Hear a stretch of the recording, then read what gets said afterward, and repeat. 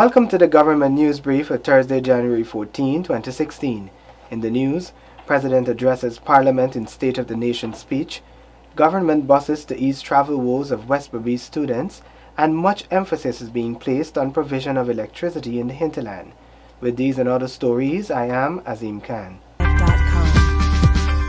President David Granger today addressed the 11th Parliament during the convening of the second sitting of 2016. During his State of the Nation address, the President advised on his government's developmental agenda and the coalition's government's macro-developmental plans. Here are the details. The President's address, which was centered on the future developmental plans of his government, also touched on the current structure of the administration and how the ministers are working to accomplish the goals outlined. Starting out his address with a historical perspective of independence and this the Jubilee year of celebrations, the President said this year presents Guyana with the challenge of renewing the Independence Covenant and of rekindling the enterprising spirit of May 26, 1966. We are proud of our accomplishments since achieving political independence over the past 50 years.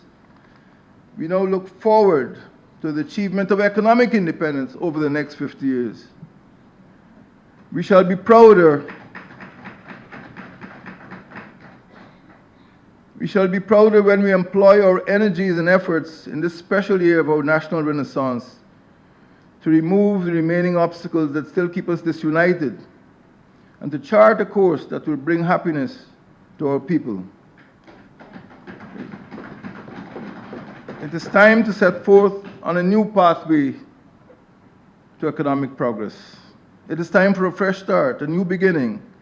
It is time to redouble our efforts to eradicate poverty. The President also outlined the plans which the government will be embarking on to achieve economic independence and prosperity for citizens. The executive and legislative branches together can continue to pursue policies which emphasize economic openness and competitiveness.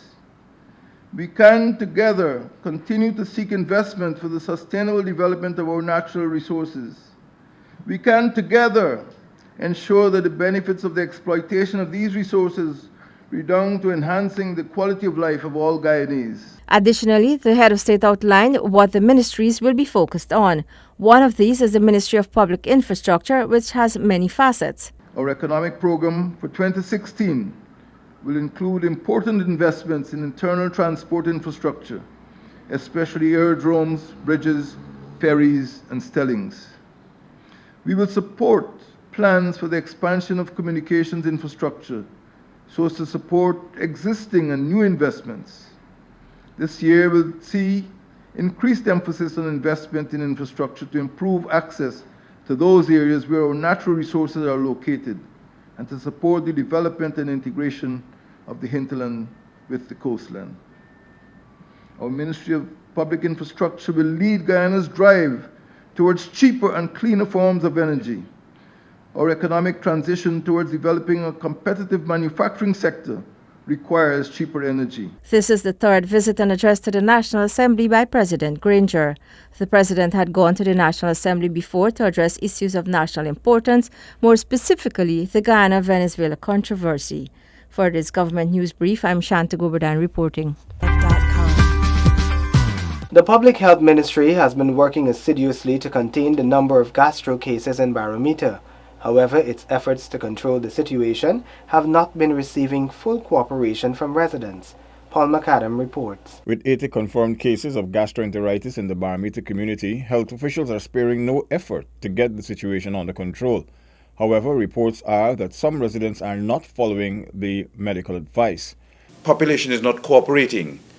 They don't want to use the bleach in the water or the tablets that we're using in the water because they said it tastes bad. Secondly, they're not carrying through with the medications we're giving them to use, and they are not all attending to the clinics, even though the clinics are available for them. So we're running into some difficulties there.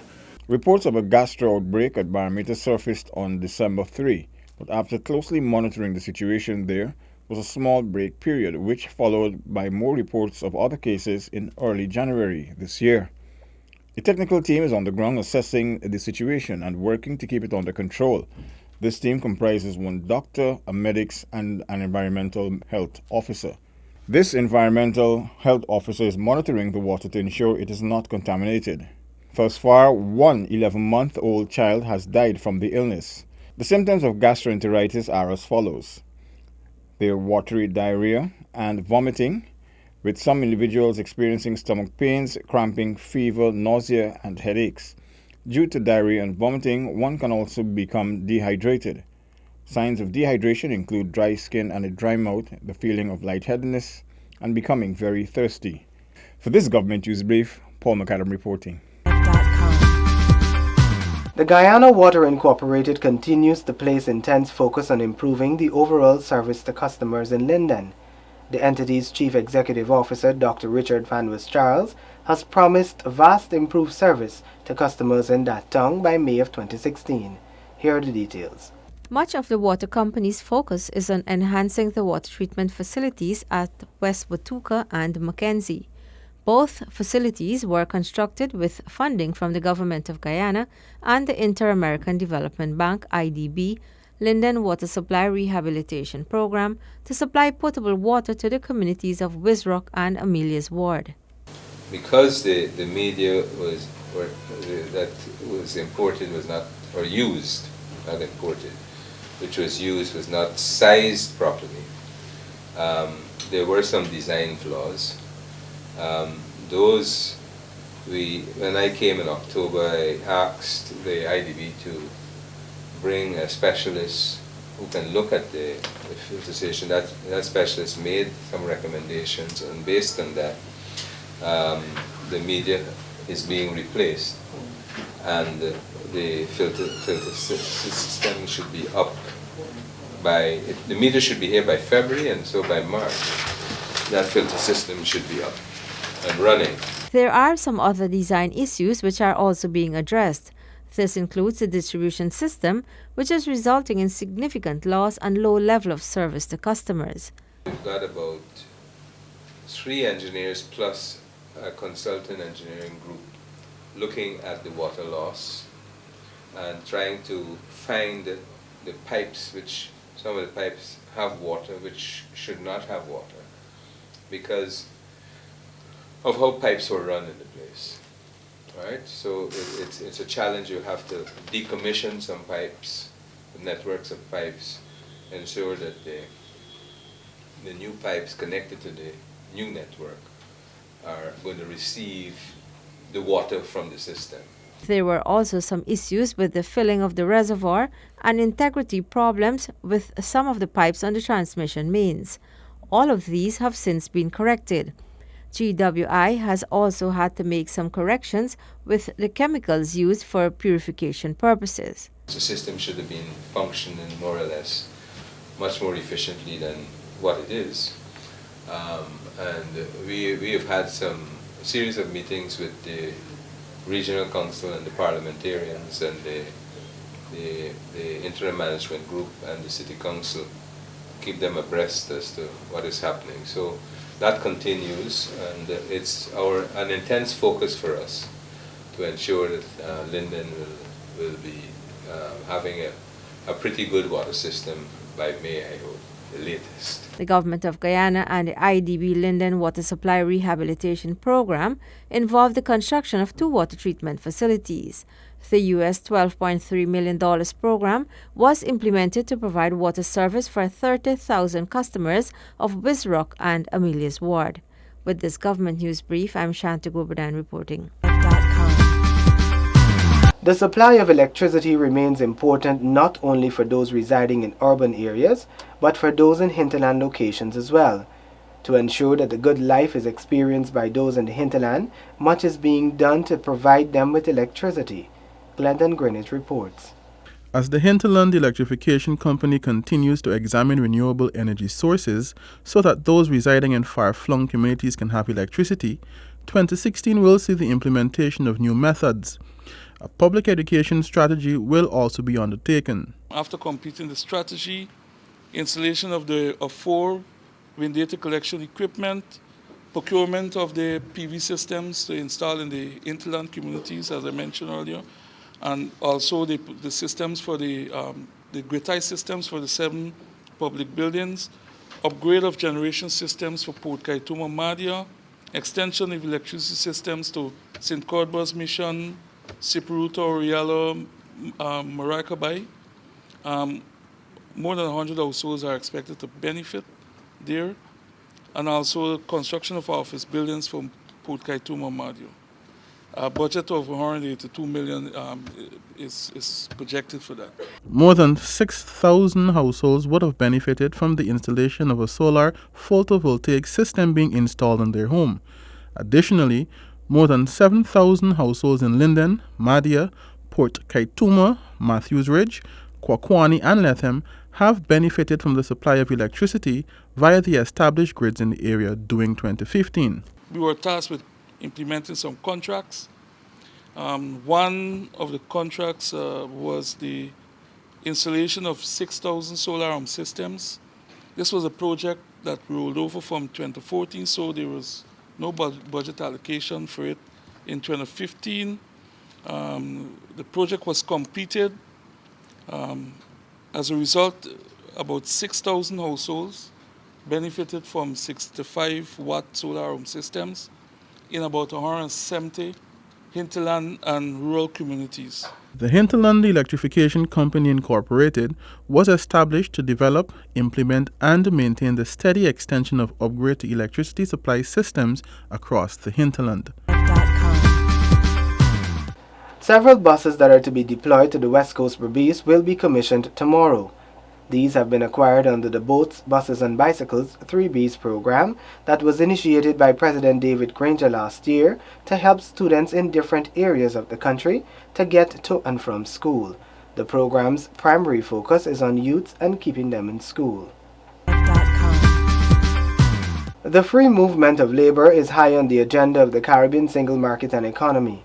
The government of Guyana is calling on all member states to put mechanisms in place so that persons can benefit from the same rights as they would in their own country.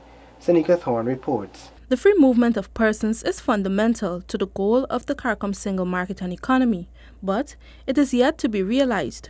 At a recent meeting hosted by CARICOM, it was noted that member of state of the CSME must seek to ensure that no discriminatory acts are meted out to those joining the workforce. We all recognize how important the human resource factor is in any sphere of activity. The success of any venture is principled on the robust nature of the human element, and we've heard that from the two speakers before me. So it is essential, even as we envisage the free movement of people across the community, that we ensure that they are not disadvantaged in any given member state, and that they enjoy the same rights, benefits, and standard of living as they were in their own homeland.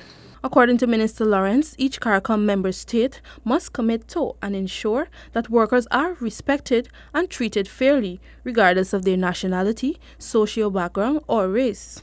These principles are critical to any effort to enhancing the competitiveness of the regional workforce. It is within that context,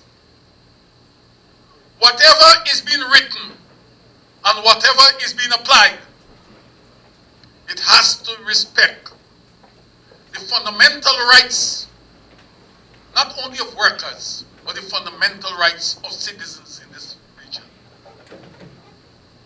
To do otherwise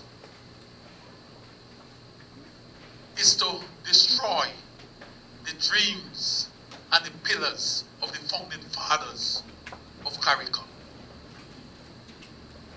It's a democratic institution, democratic space, and the rights of every citizen need to be respected.